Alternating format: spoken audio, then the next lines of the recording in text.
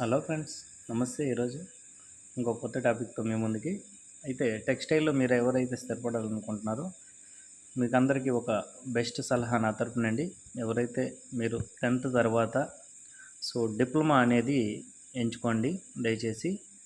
డిప్లొమాలో మనకి ఆంధ్రప్రదేశ్లో అయితే దగ్గరగా ఉండేదైతే గుంటూరులో మనకి టెక్స్టైల్ డిప్లొమా కాలేజెస్ ఉన్నాయి, ఒకటి ఉంది.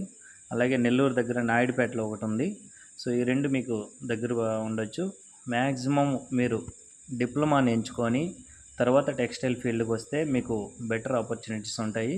దయచేసి ఈ విషయాన్ని గమనించగలరు మీరు. ఎందుకంటే యాజ్ ఏ టెక్స్టైల్గా నేను 15 ఇయర్స్గా టెక్స్టైల్లో పనిచేస్తున్నాను కాబట్టి గ్రోత్ అనేది డిప్లొమా విత్ ఇంజనీరింగ్ చేసే వాళ్ళకి ఎలా గ్రోత్ ఉంటుంది, వితౌట్ డిప్లొమా చేసే వాళ్ళకి ఎలా గ్రోత్ ఉంటుంది అనేది. ఎందుకంటే ఇంజనీరింగ్ చేసే వాళ్ళకి గ్రోత్ వేగంగా హైక్ అవుతుంది, శాలరీస్ కూడా హై లెవెల్లో ఉంటాయి.